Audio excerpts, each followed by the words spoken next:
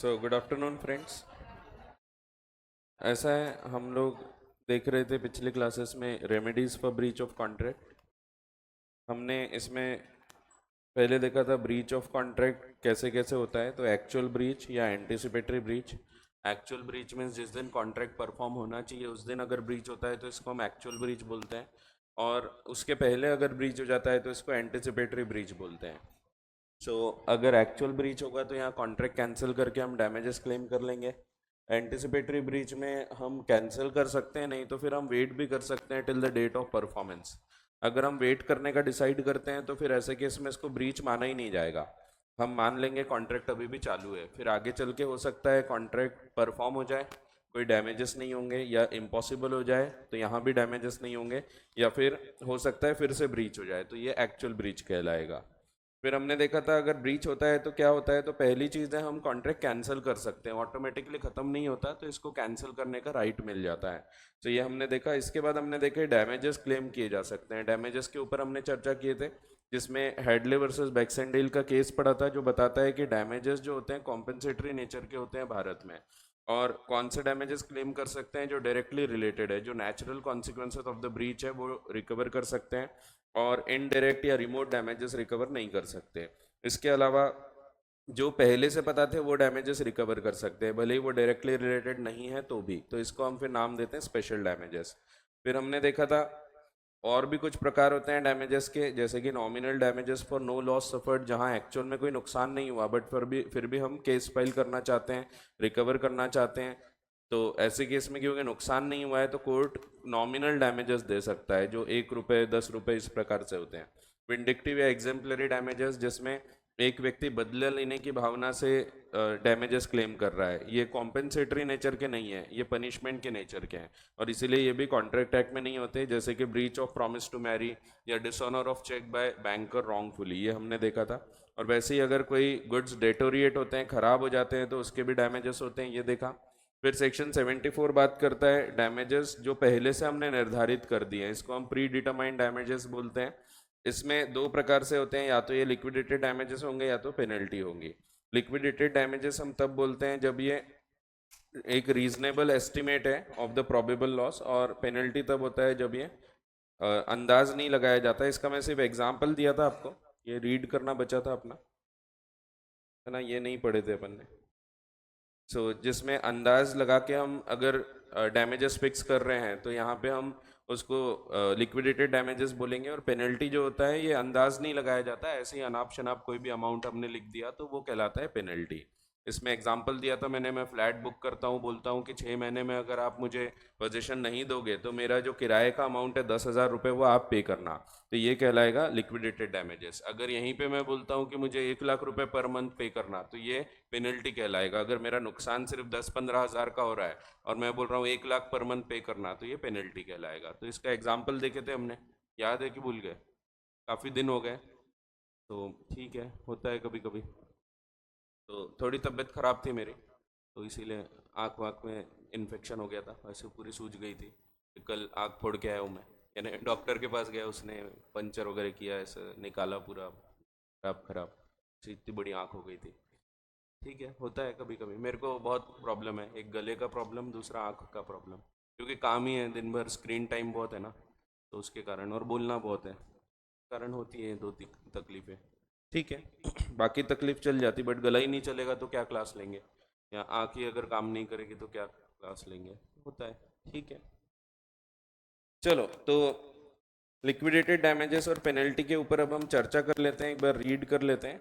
वैसे समझा दिया था मैंने, वो एग्जाम्पल ध्यान रखना आप, तो एग्जाम्पल से क्लियर होगी चीज़ें। तो sometimes the party to contract stipulate at the time of formation, तो फॉर्मेशन के टाइम पे हमने पहले से ही निर्धारित कर दिया है that on the breach of a contract by any of them a certain amount will be payable as damage, एक certain amount हमने फिक्स कर दिया कि ये damages करके रिकवर करेंगे।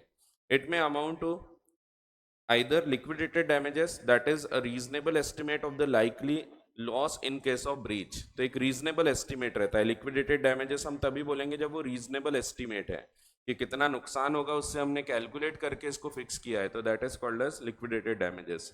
या फिर ये पेनल्टी हो सकती है when it is arbitrarily fixed, arbitrary यानी बिना किसी कैलकुलेशन के ऐसे ही हमने फिक्स कर दिया एज द डैमेजेस पेएबल।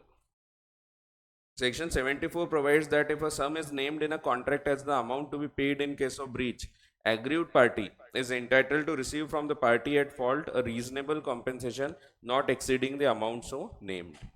अब इसमें लिक्विडेटेड डैमेजेस और पेनल्टी जो दो वर्ड्स आपको दिख रहे हैं, ये दोनों वैसे इंग्लिश लॉ के वर्ड्स हैं, लिक्विडेटेड डैमेजेस और पेनल्टी।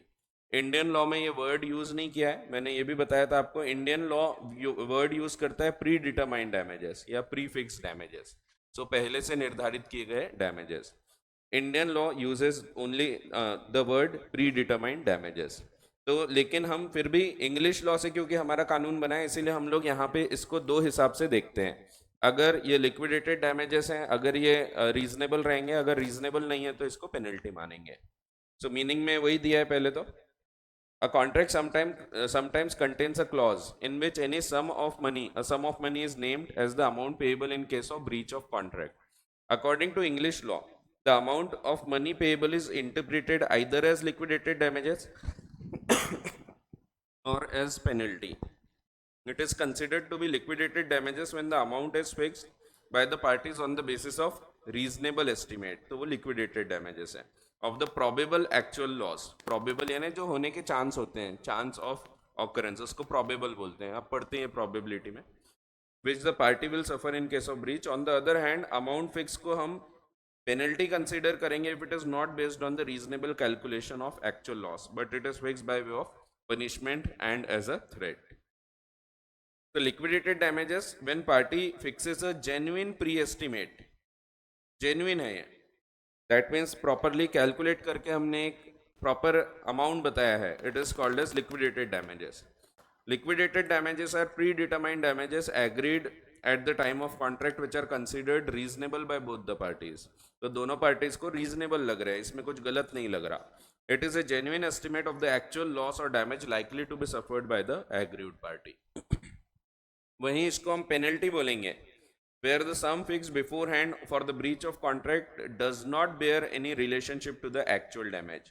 Actual damage से कोई उसका लेना देना नहीं, which the aggrieved party is likely to suffer in the event of actual breach of contract. It is called as penalty. Such an amount acts as a deterrent. Deterrent means threat. डर रहता है आगे वाले के मन में from committing a breach of contract, कि भाई अगर मैं परफॉर्म नहीं करूंगा तो मुझे 1 लाख रुपए पर मंथ पे करना पड़ेगा, तो एक डर रहेगा. So it acts as a deterrent, as a threat. Distinction क्या है? तो डिस्टिंक्शन वही है कि अगर वो रीजनेबल है तो उसको हम लिक्विडेटेड डैमेजेस बोलेंगे, अनरीजनेबल है तो पेनल्टी बोलेंगे.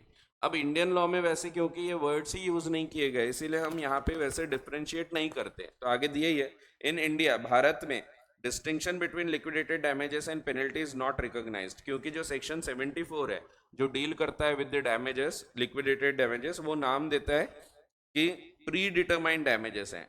So section 74 of the Contract Act which deals with the predetermined damages, ये बताता है, lays down that if the parties have fixed what the damages will be, court will never allow more, but the court may allow less. So court कभी उससे ज़्यादा allow नहीं करेगा. वो pre determined damages कितने भी आपने रखे हो, कोर्ट कभी उससे ज़्यादा अलाउ नहीं करेगा. अगर मैंने बोल दिया था मुझे 10,000 रुपये का कॉम्पेंसेशन पर मंथ पे करना, तो कोर्ट कभी 12,000 15,000 अलाउ नहीं करेगा. भले एक्चुअल में मेरा 12,000 लॉस हो जाए तो भी 10,000 विल बी द मैक्सिमम. अगर मैंने 1 लाख भी लिख दिया हूँ तो 1 लाख भले ही नहीं देगा कोर्ट, लेकिन उसको रीजनेबल अमाउंट पे लाके कैलकुलेट करके वो मुझे अलाउ करेगा. जैसे समझो मैंने बोल दिया था कि भैया अगर तुमने मुझे फ्लैट बना के नहीं दिया 6 महीने में तो 1 लाख रुपए पर मंथ मैं तुमसे रिकवर करूंगा. ऐसे केस में अब कोर्ट देखेगा कि 1 लाख तो बहुत अनरीजनेबल है. कोर्ट बोलता है कि भैया देखो 12,000 रुपए एक रीजनेबल अमाउंट है, उतना पे करो. जो कोर्ट इसको कम कर सकता है, but court will never allow more. Court कभी ज्यादा नहीं दे सकता. जितना आपने प्रीफिक्स कर चुके हो उससे ज्यादा कभी अलाउ नहीं किया जाएगा. सो कोर्ट में अलाउ लेस, कोर्ट उसको कम कर सकता है. A decree is to be passed. Decree का मतलब कोर्ट का जो ऑर्डर होता है उसको डिक्री बोलते हैं हम. So courts order. A decree is to be passed only for reasonable compensation not exceeding the sum named by the parties. सो हमने क्या लिखा था, उससे ज़्यादा कभी नहीं दिया जाएगा। हमने 10,000 लिखा है तो भी उससे ज़्यादा कभी नहीं मिलेगा, 1 लाख लिखा है तो भी उससे ज़्यादा कभी नहीं मिलेगा, मैक्सिमम उतना ही हम ले सकते हैं।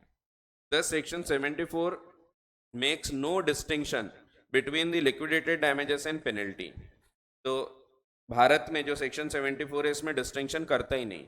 And the agreed party is entitled to reasonable compensation not exceeding the amount so named regardless whether it is penalty और नॉट।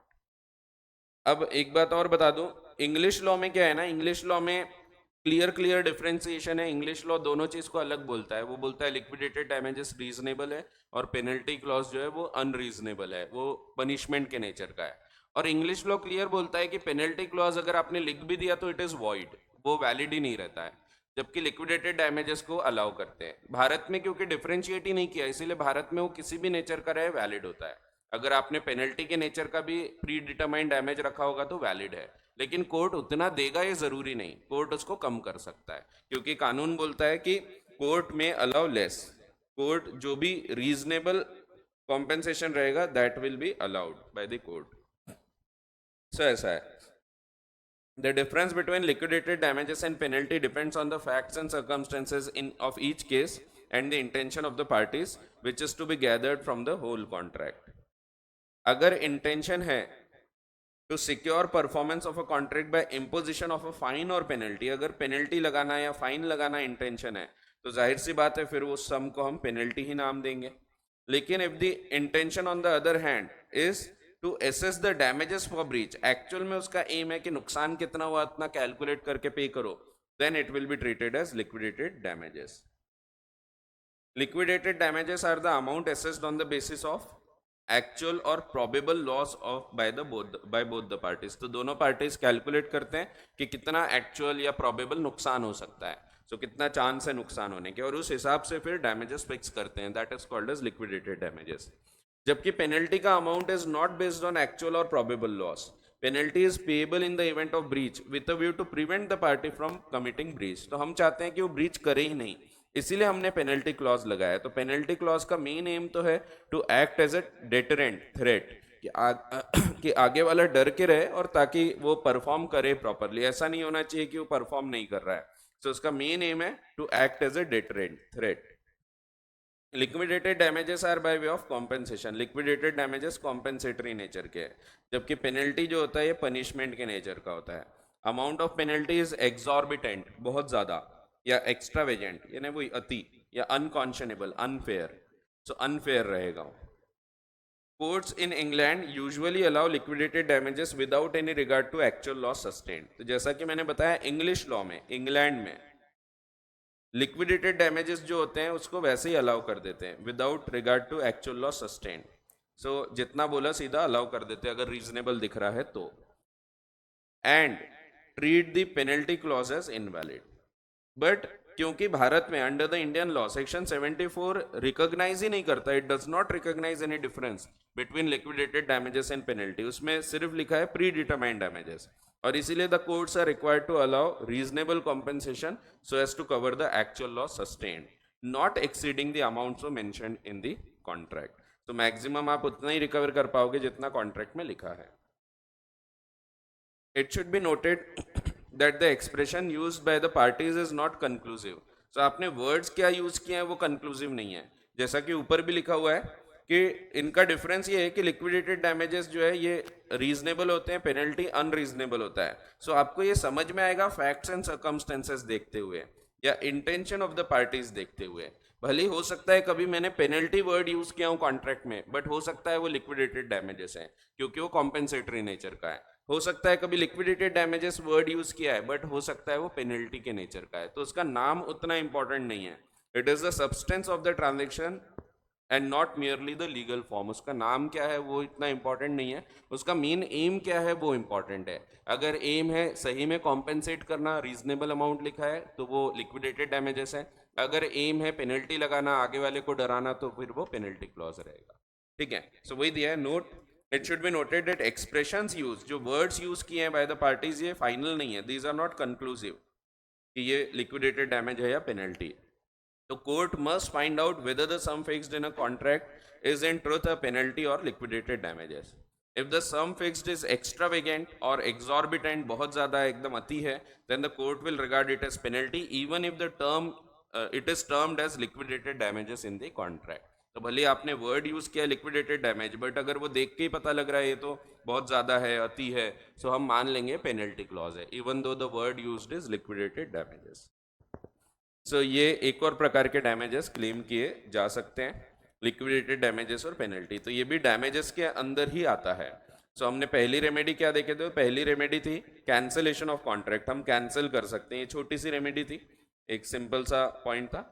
फिर लेकिन डैमेजेस में हमने काफी डीप में चर्चा की है। सो डैमेजेस में ही लिक्विडेटेड डैमेजेस और पेनल्टी भी कवर होते हैं। अगर पहले से निर्धारित कर दिया है तो उसको हम बोलेंगे लिक्विडेटेड डैमेजेस या पेनल्टी, ठीक है। एंड इसके बाद की जो रेमेडीज हैं वो एक एक करके अब हम देखते हैं। सो यहाँ तक कोई डाउट है तो आप पूछ सकते हैं, फिर हम आगे बढ़ते हैं। हाँ,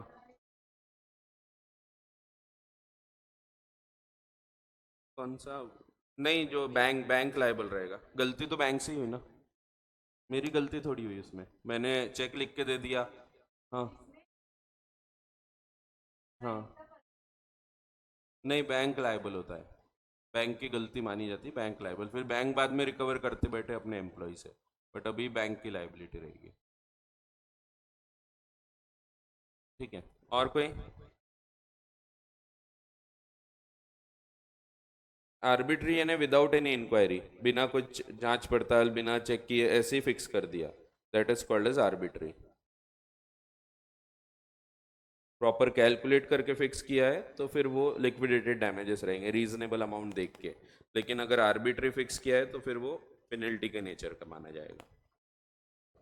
तो arbitrary means without any calculation, without any inquiry. फिर आगे बढ़ते हैं थोड़ा। Suit for specific performance of contract. तो स्पेसिफिक परफॉर्मेंस ये भी होता है कुछ कुछ केसेस में। तो स्पेसिफिक परफॉर्मेंस का मतलब है, नाम से ही समझ रहा है, स्पेसिफिक यानी उसको जानबूझ के सोच समझ के परफॉर्म करने बोलना। तो जानबूझकर उसको परफॉर्म करने बोला जाएगा स्पेसिफिक परफॉर्मेंस। तो जो भी उसने प्रॉमिस किया था उसको कंपल्सरली परफॉर्म करने बोला जाएगा। ऐसा बहुत कम केसेस में होता है, बट होता है। ये रेमेडी कॉन्ट्रैक्ट एक्ट में नहीं लिखी है, एक और कानून है specific relief act. Specific relief act बताता है कि आप कभी कभी specific performance of contract claim कर सकते हैं, बट नॉट ऑलवेज, बहुत कम केसेस में होगी, समझो 5-10% केसेस में सिर्फ ये क्लेम कर सकते हो, हमेशा नहीं क्लेम कर सकते। जब डैमेजेस देने से बात खत्म हो जाती है ना, वहां क्लेम नहीं कर सकते। ये तब क्लेम कर सकते हैं जब डैमेजेस देने से बात खत्म नहीं होगी। जैसे समझो मैं अगर कुछ ऐसा यूनिक गुड्स खरीदने का कॉन्ट्रैक्ट करता हूँ, समझो कोहिनूर हीरा खरीदना चाहता हूँ मैं। अब कोहिनूर हीरा खरीदने का मैंने 300 करोड़ का कॉन्ट्रैक्ट किया, पैसा बहुत है अपने पास, ऐसे जेब से 10 रुपए निकालो 25-30 हज़ार तो गिर ही जाते हैं। मैंने कॉन्ट्रैक्ट किया था 300 करोड़ रुपए में कोहिनूर हीरा खरीदने का। आगे वाला बेचने को तैयार था, जो ओनर है उसका। अब बाद में टाइम पे वो मना कर देता है, वो बोलता है शर्मा जी मैं कोहिनूर हीरा अब नहीं बेचना चाहता। अब यहाँ सोच के देखो, डैमेजेस निकाले जा सकेंगे क्या? नहीं निकाल सकते, क्योंकि डैमेजेस कैसे निकलते हैं? डैमेजेस निकलते हैं कि वैसी की वैसी चीज आज मार्केट में कितने में मिल रही है, शक्कर का भाव जो कॉन्ट्रैक्ट में लिखा है और आज कितने भाव पे मिल रही है, डिफरेंस जो है उससे हमको पता लगेगा कितना नुकसान हुआ है। यहाँ तो आप उसका नुकसान ही नहीं निकाल सकते, क्योंकि जो चीज का हमने कॉन्ट्रैक्ट किया था वो बहुमूल्य है, वो रेयर है, वो खुद में अपने आप में एक ही है, यूनिक गुड्स हैं या रेयर गुड्स हैं। ऐसे केस में मैं कोर्ट जा सकता हूँ और बोल सकता हूँ कि भाई यहाँ पे कॉन्ट्रैक्ट को जबरदस्ती पूरा कराओ, क्योंकि यूनिक गुड्स है। मुझे ऐसा नहीं है कि वो डैमेजेस दे देगा, मैं मार्केट में जाके कहीं और से खरीद लूंगा। यूनिक गुड्स में मैं बोल सकता हूँ कि जबरदस्ती कॉन्ट्रैक्ट पूरा करवाया जाए, ये मैं रिक्वेस्ट कर सकता हूँ। फाइनल डिसीजन कोर्ट के ऊपर होता है। कोर्ट बहुत कम केस में स्पेसिफिक परफॉर्मेंस ये पास करता है। ये तब होता है जब रेयर गुड्स है, यूनिक गुड्स है, स्पेशल वैल्यू के गुड्स है, जिनके कोई सब्सटीट्यूट अवेलेबल नहीं है। वो एक ही अपने आप में, जैसे मुझे कोई समझो 5,000 साल पुरानी हाथ से लिखी गई भागवत गीता की कॉपी छपड़ी, अब ये मैं बेचने का कॉन्ट्रैक्ट करूंगा, आप खरीदने को तैयार है, बाद में मैं मुकर जाऊंगा, तो यहाँ पे आप स्पेसिफिक परफॉर्मेंस क्लेम कर सकते हैं। एकदम यूनिक गुड्स के केस में होगा ये, जो बहुत रेयर है, बहुत कम है। जैसे समझो गांधी जी की घड़ी है, तो घड़ी यूज करते थे पहले, वो रहती थी ना चेन वाली घड़ी, सो जेब में रखते थे। अब वो जेब तो रहता नहीं था उनको, बट लेके घूमते थे दिखाने के लिए, नहीं वैसा नहीं है, तो वो पहले यूज करते थे। जब वो बैरिस्टर थे तब उस टाइम पे, जब वो साउथ अफ्रीका गए थे पढ़ने के लिए, तो उस टाइम पे यूज़ करते थे वो। तो बाद में फिर बाद में यूज़ नहीं करते थे। बाद में एक दिन किसी ने उनको देखा, बोले अरे बापू क्या बॉडी है आपकी। उसके बाद सिर्फ धोती पहनते थे, बाकी कुछ नहीं। सो बॉडी दिखाते हुए घूमते थे। खैर, तो हाँ, तो गांधी जी की कोई चीज अगर हम खरीद रहे हैं, समझो उनका चश्मा है पुराने जमाने का, अब उनके पास क्या लिमिटेड चश्मे रहे होंगे, ऐसे थोड़ी अपने जैसे फैशनेबल 15-20 घर पे पड़े हैं। सो एक ही एक दो चश्मा रहा होगा। अब वो चश्मे का अगर कोई बेचने का कॉन्ट्रैक्ट कर रहा है, अगर बाद में तोड़ देता है, तो मैं कोर्ट जाके ये भी जबरदस्ती परफॉर्म करवा सकता हूँ। तो ये स्पेसिफिक गुड्स में होता है या बहुत यूनिक गुड्स में होता है, जो बहुत कम है, बहुत रेयर है, या तो एक ही है। जैसे मोनालिसा की पेंटिंग हो गई। सो रेयर गुड, रेयर भी क्या, यूनिक है, वो एक ही है। सो रेयर गुड्स हो गए, यूनिक गुड्स हो गए, ऐसे केसेस में हम जबरदस्ती कॉन्ट्रैक्ट पूरा करने बोल सकते हैं। फिर कोर्ट डिसाइड करेगा कि हाँ यहाँ पे ये लगाना चाहिए स्पेसिफिक परफॉर्मेंस, और आगे वाले को डायरेक्ट करेगा कि इसको पूरा करो। सो आगे वही दिया है कि पहले there are cases where the damages और loss suffered can not be measured. तो आप लॉस सफर्ड मेजर ही नहीं कर सकते कभी कभी। जैसे कि कोहिनूर हीरा के केस में, इन टर्म्स ऑफ मनी, पैसे के इसमें आप उसका मूल्यांकन नहीं कर सकते। द कोर्ट में in such cases where the ordinary remedy by claim of damage is not adequate, जहां पैसे दे देने से बात खत्म नहीं हो जाती, तो it is not adequate compensation, तो वहां पे कोर्ट चाहे तो, ये डिस्क्रिशनरी रेमेडी है कोर्ट में, तो कोर्ट चाहे तो हम रिक्वेस्ट कर सकते हैं, बट फाइनल डिसीजन कोर्ट का रहेगा कि यहाँ स्पेसिफिक परफॉर्मेंस की आवश्यकता है या नहीं है। सो द कोर्ट में in such cases where the ordinary remedy by claim of damage is not an adequate compensation direct the defaulting party to perform the contract specifically, तो उसको जबरदस्ती कॉन्ट्रैक्ट परफॉर्म करने बोला जा सकता है under section 12 of the specific relief act. Specific performance is an order of the court directing the defendant to fulfill his obligation under the contract. So उसको जबरदस्ती कॉन्ट्रैक्ट पूरा करने बोलना। Specific performance is a discretionary remedy, discretion है, it is not compulsory. Discretion यानी court पे depend करेगा, court चाहे तो ये पास करे ऑर्डर, नहीं तो नहीं भी कर सकता है। And is only available where damages are not an adequate remedy. So जहाँ डैमेजेस देने से बात खत्म नहीं होती।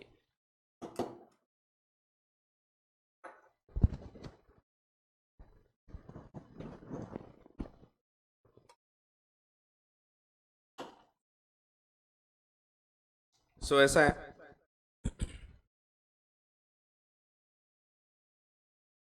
तो स्पेसिफिक परफॉर्मेंस कहाँ कहाँ ऑर्डर किया जाता है। सो पहले ये बताया कहाँ का ऑर्डर होता है, फिर बताया कहाँ का ऑर्डर नहीं किया जाता। सो जनरली स्पेसिफिक परफॉर्मेंस ऐसे केसेस में होता है where the act itself is such that monetary relief for its non performance is not adequate, पैसे दे देने से बात खत्म नहीं हो जाएगी ऐसे केसेस में। For example rare articles, rare goods, rare या यूनिक गुड्स, जैसे कि कोहिनूर हीरा,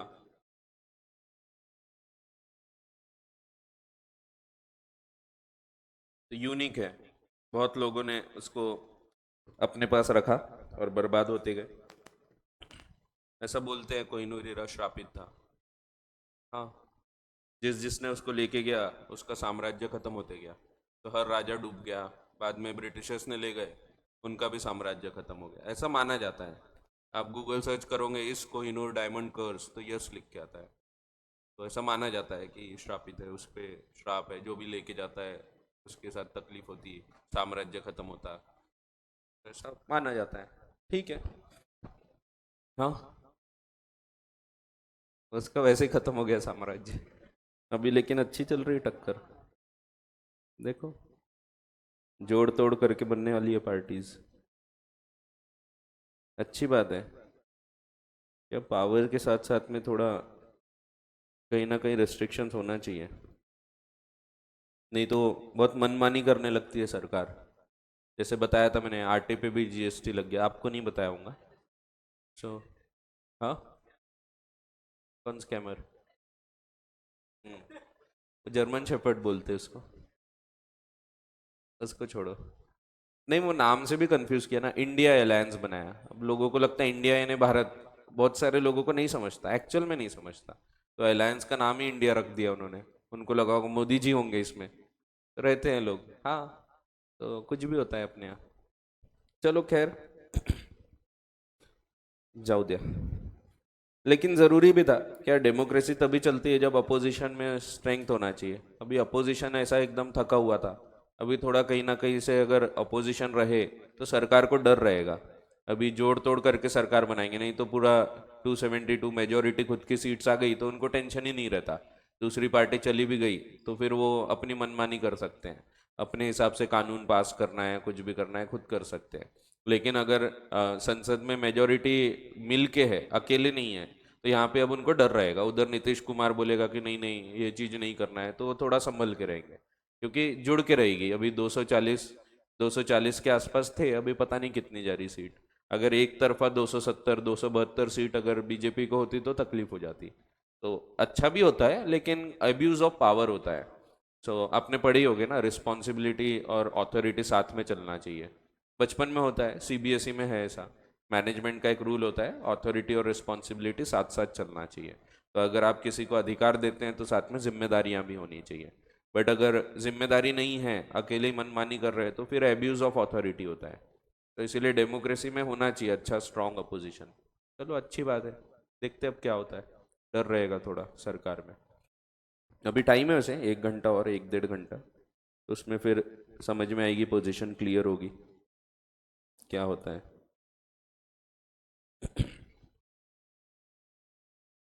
चलो, सो पहला केस जहां पे स्पेसिफिक परफॉर्मेंस जनरली ऑर्डर किया जाता है कोर्ट के द्वारा, where the monetary relief for its non performance is not adequate. पैसे दे देने से बात खत्म नहीं होती ऐसे केसेस में, ठीक है। Where no standard is available, कभी कभी उसका स्टैंडर्ड ही अवेलेबल नहीं है to ascertain the value of actual damage, जिससे हम उसका एक्चुअल डैमेज निकाल सकें कॉज बाय नॉन परफॉर्मेंस। वही सेम आप कोहिनूर हीरा का एग्जांपल यहाँ भी ध्यान रख सकते हैं कि वहां पे आप जहाँ डैमेजेस कैसे निकलते हैं, तो आपका डैमेज निकलता है वही चीज मार्केट में कितने में मिल रही है। अब मार्केट में वो चीज है ही नहीं तो डैमेजेस नहीं निकाले जा सकते। या एक और एग्जांपल दे देता हूँ, जैसे बिल्डिंग वगैरह का केस हो गया या जमीन का केस हो गया। मैंने शहर के बीचों बीच एक जमीन खरीदने का कॉन्ट्रैक्ट किया था, एकदम ये अपना सामने धर्मपेट के एरिया में, और 10,000 स्क्वायर फीट की जमीन खरीदने का कॉन्ट्रैक्ट किया था। वहां पे अपन क्लास वगैरह बनाएंगे मस्त बड़ी सी, एकदम आलीशान। तो मैंने कॉन्ट्रैक्ट किया। आगे वाला बेचने को तैयार था, 10,000 स्क्वायर फीट की पूरी जगह थी उसके पास। अब बाद में वो टाइम पे मुकर जाता है।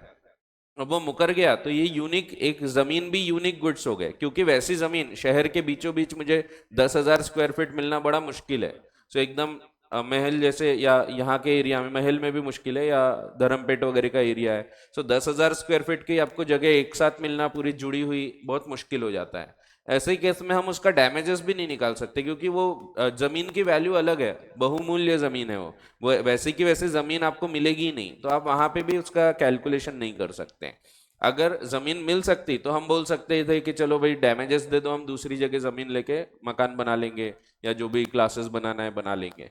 बट वैसे जमीन ही अवेलेबल नहीं है, तो ऐसे केसेस में भी स्पेसिफिक परफॉर्मेंस हो सकता है। सो जमीन जायदाद के केस में हो सकता है। आगे दिए हैं कुछ एग्जांपल, जैसे कि contracts connected with land and building.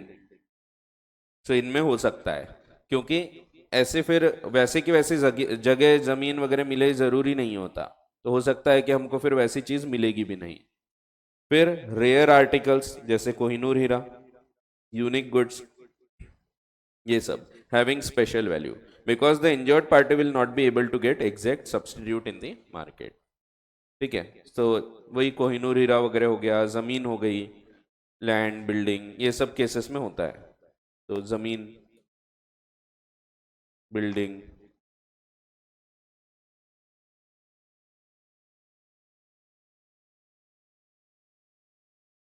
तो ऐसा है।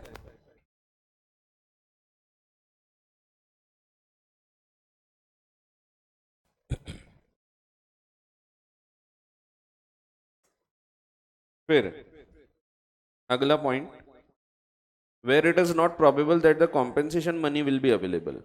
कभी कभी ऐसा ऐसा होता है कि आगे वाला हमको कॉम्पेंसेट ही नहीं कर सकता। वैसे जमीन भी अवेलेबल हो सकती है, लेकिन हो सकता है कि शायद उसके पास पैसा ही नहीं हो। समझो मैंने ये बाजू में एक जमीन खरीदने का कॉन्ट्रैक्ट किया, छोटी सी जमीन है 1,000 स्क्वायर फीट की, मैंने खरीदने का कॉन्ट्रैक्ट किया था 20 लाख रुपए में। अब आगे वाला बेचने को तैयार था, टाइम पे वो मना कर देता है। मैं बोलता हूँ चलो ठीक है डैमेजेस दे दो। अब उसके पास डैमेज देने लायक भी पैसे नहीं है, उसके पास कुछ कॉम्पेंसेशन देने को पैसा ही नहीं है। सो कोई प्रॉपर्टीज नहीं, कुछ नहीं, सिर्फ ये एक जमीन है और एक घर है जहाँ पे वो रहता है। ऐसे केस में मैं फिर बोलूंगा अगर ये कॉम्पेंसेट नहीं कर सकता तो कम से कम कॉन्ट्रैक्ट ही पूरा करने बोलो। सो मैं कोर्ट जाके रिक्वेस्ट करूंगा कि भाई जब इसके पास डैमेजेस पे करने का पैसा नहीं है तो कॉन्ट्रैक्ट जबरदस्ती पूरा करवाओ। ऐसे केस में भी कॉन्ट्रैक्ट परफॉर्म करवाया जा सकता है। So where it is not probable that compensation money will be available, that means, इसी को आसान शब्द में, that is other party does not have money to compensate या टू पे डैमेजेस। अगर उसके पास डैमेजेस पे करने का पैसा ही नहीं है तो मैं बोलूंगा फिर ठीक है कॉन्ट्रैक्ट ही पूरा कर दो। अगर आप डैमेजेस नहीं पे कर सकते तो कॉन्ट्रैक्ट परफॉर्म करो। तो ऐसे केसेस में स्पेसिफिक परफॉर्मेंस किया जाता है। कहां कहां नहीं किया जाता? So where monetary compensation is an adequate relief, जहां पैसे दे देने से बात खत्म हो जाती है। अगर आगे वाला मुझे डैमेजेस पे कर देगा तो ठीक है, मैं जाके दूसरी जगह वो जमीन खरीद सकता हूँ या वैसी की वैसी चीज खरीद सकता हूँ। जैसे एक नॉर्मल मोबाइल खरीदने बेचने का कॉन्ट्रैक्ट हुआ था, आगे वाला टाइम पे मना कर देता है तो यहाँ पे वो डैमेजेस पे कर देगा, मैं जाके मोबाइल खरीद लूंगा दूसरी जगह से। यहाँ पे वो यूनिक गुड्स नहीं है, तो यहाँ पे कभी स्पेसिफिक परफॉर्मेंस ऑर्डर नहीं करेगा कोर्ट।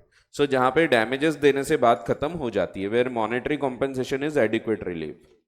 या फिर where the contract is of personal nature, personal nature के कॉन्ट्रैक्ट में कभी जबरदस्ती परफॉर्म करने नहीं बोल सकते। जैसे कि टीचिंग का कॉन्ट्रैक्ट है, मेरी इच्छा नहीं हो रही पढ़ाने की, मैं बोल रहा हूँ कि आज के बाद मैं आपकी क्लास नहीं लूंगा, तो आप जबरदस्ती परफॉर्म नहीं करवा सकते। क्योंकि अगर जबरदस्ती परफॉर्म करवाओगे मैं आके कैसा तो भी पढ़ा के भाग जाऊंगा। सो आऊंगा, मैं रीड करूंगा और चले जाऊंगा, समझाऊंगा ही नहीं कुछ, तो ऐसे केस में नहीं हो सकता। या फिर शादी करने का कॉन्ट्रैक्ट है, कॉन्ट्रैक्ट टू मैरी, ऐसे केस में भी अगर आगे वाला नहीं करना चाहता है शादी, पहले हाँ बोला था बाद में तोड़ दिया, तो यहाँ पे फिर जबरदस्ती उसको शादी करने नहीं बोल सकते, क्योंकि पर्सनल नेचर का कॉन्ट्रैक्ट है। अगर करवा भी देंगे जबरदस्ती शादी तो टूटना ही चाहिए कुछ टाइम बाद।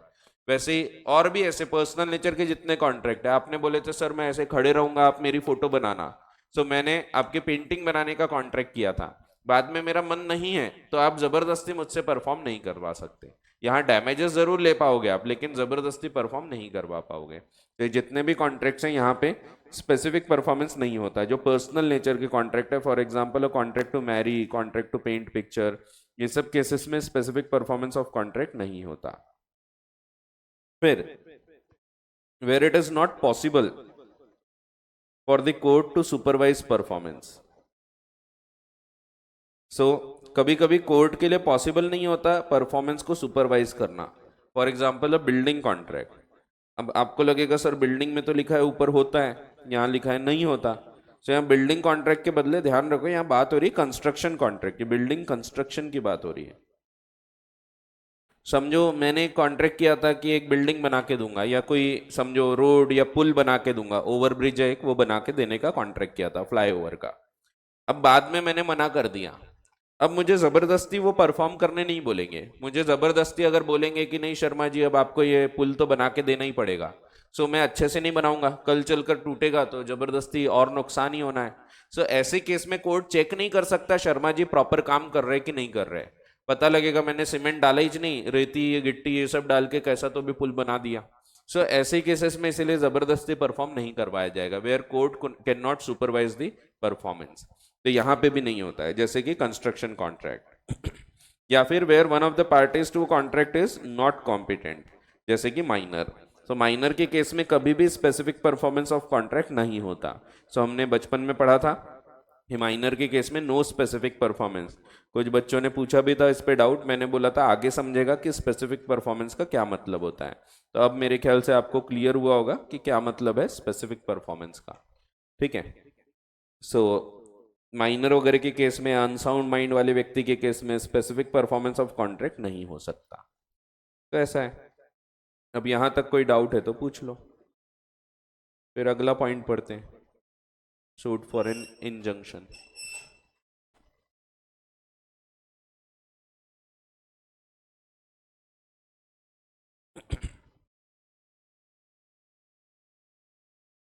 आज कहाँ गए बच्चे बीच के? अच्छा, फेलिसिटेशन में। ठीक है। हाँ, डाउट? कहाँ? ट्रिप? अच्छा, वो पिकनिक, पिकनिक नहीं, क्या कैंप? कैंप रहता, पिकनिक नहीं बोलना उसको, कैंप है वो। तो नहीं, मैं नहीं जाऊंगा उसमें। आप लोग जाओ। कब जा रहे?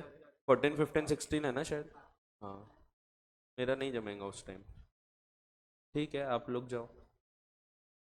है, थोड़े कमिटमेंट्स होते हैं। नहीं, ठीक है, जाओ ना, आप लोग जाओ। अच्छा है, लेकिन अच्छा रहता है, जाना चाहिए, काफ़ी कुछ सीखने को मिलता है वहाँ पे। चलो ठीक है। चलो अगले पॉइंट पे चर्चा करते हैं। Suit for an injunction. Injunction का क्या मतलब है? तो जब कोई व्यक्ति ने वादा किया था वो ये नहीं करेगा, और ऐसा कुछ कार्य करने जा रहा है जो उसने बोला था नहीं करेगा, तो उसको रोकना, उसको हम बोलते हैं इंजंक्शन। जैसे कि मैंने कैब से कॉन्ट्रैक्ट किया। इन एग्जाम्पल्स का वास्तविकता से कोई संबंध नहीं है। समझो मैंने कैब से कॉन्ट्रैक्ट किया कि मैं जब तक यहाँ पढ़ा रहा हूँ मैं कहीं और नहीं पढ़ाऊंगा। सो मैंने कॉन्ट्रैक्ट किया था। अब शर्मा सर को दिखता है कि मैं कहीं और पढ़ाने जा रहा हूँ, दूसरे किसी ने मुझे अच्छा ऑफर दिया, उसने बोला कि शर्मा जी आप हमारे यहाँ आओ, हम आपको एक बैच के 5 करोड़ रुपए पे करेंगे। मैं उधर चला गया। अब ऐसे केस में अति हो गया, ज्यादा इतने भी नहीं होते। सो 1 करोड़ रुपए पे करेंगे। तो मैं उधर चला गया पढ़ाने, यहाँ पे, यहाँ मैंने छोड़ा नहीं, यहाँ भी पढ़ा रहा, उधर भी पढ़ा रहा, लेकिन मैं बोला था कि मैं कहीं और नहीं पढ़ाऊंगा। सो ऐसे केस में शर्मा सर क्या करेंगे, तो कोर्ट चले जाएंगे और बोलेंगे वो देखो शशांक जा रहा है, उसको रोको रोको। फिर मुझे रोका जाएगा। इसको हम बोलते हैं इंजंक्शन। इंजंक्शन मीन्स यहाँ पे एक व्यक्ति को रोकना, जो कार्य वो नहीं करने का वादा करता है, अगर वो करने जाएगा तो रोकना। इसको हम स्टे ऑर्डर नहीं बोलते हैं, स्टे ऑर्डर अलग होता है। स्टे ऑर्डर यानी वहां पे ऐसा एग्रीमेंट नहीं होता है मैं ये नहीं करूंगा। आप इसको बोल सकते हो ये नेगेटिव स्टिपुलेशन का स्पेसिफिक परफॉर्मेंस है। जो नहीं करने की बात किए थे उसको जबरदस्ती पूरा करना पड़ेगा। ठीक है। So injunction is an order of court restraining a person, रोकना, रिस्ट्रेन करना मीन्स रोकना, from doing a particular act. It is a mode of securing the specific performance of negative terms of the contract. So negative terms of contract को जबरदस्ती पूरा करवाना. To put it differently, where a party is in a breach of negative term of the contract, that is आसान शब्दों में दिया है, where he is doing something which he has promised not to do. तो उसने बोला था मैं ये काम नहीं करूंगा, फिर भी वो करने गया. The court may, by issuing an injunction, restrain him from doing what he promised not to do. That means उसको रोका जाएगा कि तुमने बोला था ये नहीं करोगे तो वो मत करो. Thus injunction is a preventive relief. अब प्रिवेंटिव रिलीफ क्यों बोल रहे हैं हम उसको? क्योंकि अभी कॉन्ट्रैक्ट टूटने का है। ऐसा नहीं कि मैं अभी कैब से छोड़ के चला गया, मैं यहाँ भी पढ़ा रहा हूँ बट दूसरे जगह भी पढ़ा रहा हूँ। सो एक डर रहता है कि अगर ये उधर चला गया तो शायद यहाँ पे फिर छोड़ देगा कॉन्ट्रैक्ट, और इसीलिए प्रिवेंटिव रिलीफ है. सो अभी कॉन्ट्रैक्ट तोड़ा नहीं हूं मैंने, बट ऐसा अंदाज है कि शायद मैं कल चलकर कॉन्ट्रैक्ट तोड़ दूंगा. So it is particularly appropriate in case of anticipatory breach of contract. वो ये anticipatory breach है ना, जब अंदाज है कि शायद ये कॉन्ट्रैक्ट तोड़ दिया जाएगा. Where damages would not be adequate. एक एक्चुअल केस दिया है इसमें आपको, वार्नर ब्रदर्स वर्सेस नेल्सन का एक केस था. A film actress agreed to act exclusively for Warner Brothers for 1 year. तो उसने एग्री की थी, एक एक्ट्रेस थी, उसने बोली थी मैं सिर्फ तुम्हारे लिए काम करूंगी एक्सक्लूसिवली. एक्सक्लूसिव का मतलब है कहीं और नहीं. जैसे हम देखते हैं कोई मैच है एक्सक्लूसिवली ऑन स्टार स्पोर्ट्स, तो सिर्फ उसी पे आएगी और कहीं नहीं आएगी. वैसे यहाँ एक्सक्लूसिवली फॉर वार्नर ब्रदर्स, वो सिर्फ वार्नर ब्रदर्स के लिए एक्टिंग करेगी, बाकी लोगों के लिए नहीं. ड्यूरिंग द ईयर, उसी साल, she contracted to act for X, but उसने एक्स के लिए कॉन्ट्रैक्ट किया कि मैं तुम्हारे यहां भी काम करूंगी. Held she could be restrained by an injunction from acting for X. क्योंकि उसने बोली थी मैं कहीं और काम नहीं करूंगी, तो उसको रोका जा सकता है. तो वार्नर ब्रदर्स वर्सेस नेल्सन का केस है. ये वार्नर है, पूरा लिख लो आप, वार्नर ब्रदर्स वर्सेस नेल्सन. सो ये एक्चुअल केस है. तो ऐसे बहुत सारे एक्टर्स के साथ कॉन्ट्रैक्ट होते हैं. एक्टिंग में कई बार ऐसा एग्री किया जाता है कि मैं तुम्हारे यहाँ काम कर रहा हूँ तो कहीं और काम नहीं करूंगा. अगर मैं बालाजी टेलीफिल्म्स में काम कर रहा हूँ तो मैं किसी और प्रोडक्शन हाउस के साथ काम नहीं करूंगा. तो ऐसा एग्री किया जाता है.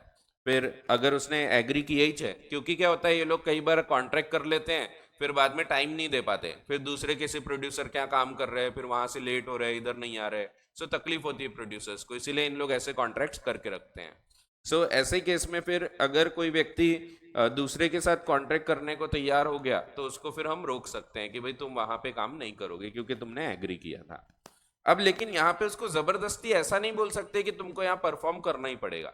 जैसे सिंपल एग्जांपल, मेरे को यहाँ पे अपॉइंट किया था, बोला था कि शर्मा जी जब तक आप यहाँ पढ़ा रहे हो आप खुद की क्लास नहीं लोगे और कहीं और नहीं पढ़ाओगे।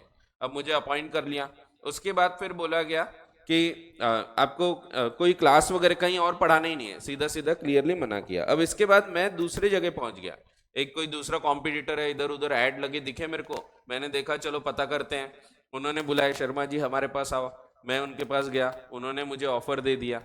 अब ऐसे केस में मैं अगर यहां से छोड़ के उधर जा रहा हूं, सो कंपलसरली मुझे कैप्स वाले ये नहीं बोल पाएंगे कि आपको यहाँ पढ़ाना ही पड़ेगा, क्योंकि ये क्या है पर्सनल नेचर का कॉन्ट्रैक्ट है। सो मुझे वहां जाने से जरूर रोक सकते हैं, लेकिन यहाँ पे परफॉर्म करने को कंपेल नहीं किया जा सकता। सो मुझे ये बोल सकते हैं शर्मा जी आप वहां नहीं पढ़ाओगे, तो कम से कम मैं सोच सकता हूँ कि ठीक है मैं वहां नहीं पढ़ाऊंगा तो यहाँ कंटिन्यू करता हूँ। लेकिन अगर मैं सोचता हूँ कि नहीं ठीक है मैं नहीं पढ़ाऊंगा, वहां भी नहीं पढ़ाता, तुम्हारे यहाँ भी नहीं पढ़ाता, सो ऐसे केस में मुझे जबरदस्ती परफॉर्म नहीं करवाया जा सकता। ठीक है, सो यहाँ स्पेसिफिक परफॉर्मेंस नहीं हो सकता। हाँ डैमेजेस जरूर हो सकते हैं कि आपने टाइम पे मना कर दिया तो हमारा नुकसान हो रहा है, नई फैकल्टी रखना पड़ रहा, उसके डैमेजेस जरूर हो सकते हैं।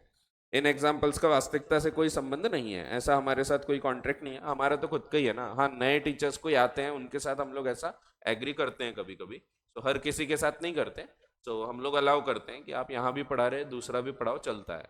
तो हाँ आप अगर अनफेयर कोई बच्चों को खींचोगे इधर से उधर तो फिर हम रोकेंगे, नहीं तो जनरली हम लोग अलाउ करते हैं, क्यों किसी को रोकना बेचारे को। सो ऐसा रोकते नहीं हम लोग, बट एग्जाम्पल्स हैं। So an a film actress agreed to exclusively act for Warner Brothers for 1 year. During the year she contracted to act for X, held she could be restrained by an injunction from acting for X. Warner Brothers versus Nelson. It is to be noted that in this case, an order directing N to act for Warner Brothers, that is, specific performance of contract, was not passed because the contract was of personal nature and performance could not have been supervised by the court. So, इसीलिए यहाँ पे specific performance पास नहीं किया था, सिर्फ रोका गया था कि तुम वहां पे काम नहीं करोगे। तो ऐसे भी कॉन्ट्रैक्ट्स होते हैं, और इसीलिए हम देखते हैं कई बार मूवीज में तो नहीं दिखता, सीरियल में, टीवी सीरियल्स में दिखता है कि एक्टर्स बदल गए, पहले वाला एक्टर था फिर उसको बदल दिए दूसरे को ला लिए, क्योंकि आप जबरदस्ती उसको परफॉर्म नहीं करवा सकते, फिर आपके पास एक ही ऑप्शन होता है कि उसको बदल के दूसरे एक्टर को लेके आओ। फिर उसमें भी अगर दूसरे एक्टर को लेके आए तो फिर अपन लोग कई बार बोलते हैं यार पुराना ही तो अच्छा था, लेकिन अपने को उसके कॉम्प्लिकेशन नहीं पता होते, उसके पीछे ये सब रीजंस होते हैं कई बार कि कॉन्ट्रैक्ट में गड़बड़ हो गई और इसीलिए फिर वो एक्टर चेंज हो गया, दूसरा एक्टर आ गया उसकी जगह। होते हैं कई बार, बहुत सारे सीरियल्स में देखे होंगे आपने कि कोई पर्टिकुलर एक्टर एक्टिंग कर रहा था फिर वो चला जाता है, दूसरा कोई आ जाता है उसकी जगह, होता है। मैं तो देखता नहीं ज़्यादा टीवी, तो मुझे इतना पता नहीं, बट होते हैं ऐसे बहुत सारे सीरियल में बताते हैं। पहले एक आता था बालिका वधू, उसमें बताते थे वो बदल गई बार बार। और बहुत ही पहले जब आप बहुत ही छोटे रहे, आप रहे ही नहीं होंगे शायद, या रहे होंगे पता नहीं, वो एक आता था क्योंकि सास भी कभी बहू थी। बहुत ही पुराना था वो, आपको पता भी नहीं होगा शायद, मैं खुद छोटा था उस टाइम, एकदम खतरनाक चला था वो, पूरे इंडिया लेवल पे इतना हो गया था। उसमें एक कैरेक्टर था मिहिर करके, तो वो उसकी डेथ हो गई, पहले वो बदलते गया, बार बार बदलते गया क्योंकि वही कॉन्ट्रैक्ट में गड़बड़ होती होंगी, तो एक बार बदला, फिर दूसरे को लाए, फिर तीसरे को लाए, फिर चौथे को लाए, फिर इनने सोचा होगा सीरियल वालों ने इसको खत्म ही कर देते, फालतू कहाँ इसको लेके आते, सो उसका डेथ बता दिया एक एपिसोड में। ऐसा पूरे देश भर में हाहाकार मच गया था कि अरे ऐसे कैसे मर गया, उसको वापस लेके आओ, वापस लेके आओ, और फिर वापस लेके आए उन्होंने, तो वापस जिंदा किया उसको। तो कुछ भी देखते थे पहले लोग, बहुत चला था वो। तो उसकी अभी जो एक्ट्रेस थी जो बहुत चली थी उसके टाइम फेमस हुई थी, अभी बीजेपी में है वो, स्मृति ईरानी, वो एक्ट्रेस थी, और वो अभी यूपी से खड़ी है, पता नहीं कहाँ से, कौन से रायबरेली से या कहाँ से, अमेठी से ही है क्या इस बार भी। पिछले साल अमेठी से थी, राहुल गांधी अपोजिट में था, अभी इस बार राहुल गांधी वायनाड से खड़ा हो गया, लेकिन शायद अमेठी से वो है, राहुल गांधी जीत रहा है शायद, आगे था वो जब मैं आया तब तक तो आगे था, तो ठीक है आगे ही होगा। वो जानबूझ के ऐसी सीट सिलेक्ट करते जहाँ से हारने के चांस कम होते हैं, तो ऐसी सीट्स रही तो हो जाता है। कोई कोई ऐसे रहते हैं कि वहाँ से हारने की चांस रहते ही नहीं, पॉपुलेशन डेमोग्राफी वगैरह सब कैलकुलेट करके ऐसा पूरा मैनेज करते हैं लोग। ठीक है, जैसे अब भाऊ को देख लो, भाऊ अगर नागपुर से खड़े होंगे तो हारेंगे ही नहीं कभी, तो वो हमेशा नागपुर से खड़े होते दिखेंगे आपको। भाऊ, अपने भाऊ, नितिन भाऊ, सो ऐसा है। ठीक है, चलो फिर अभी 10 मिनट बचा है, बट मैं थोड़ा ऊपर ऊपर बता देता हूँ, ये पूरा नहीं बता पाऊंगा। 10 है कि 5 है? अच्छा, 4 ही मिनट है। चलो ठीक है, आज जल्दी छोड़ रहा हूँ, वैसे भी मेरी आंख तकलीफ दे ही रही है अभी, दर्द ठीक नहीं होता। चलो, थैंक यू।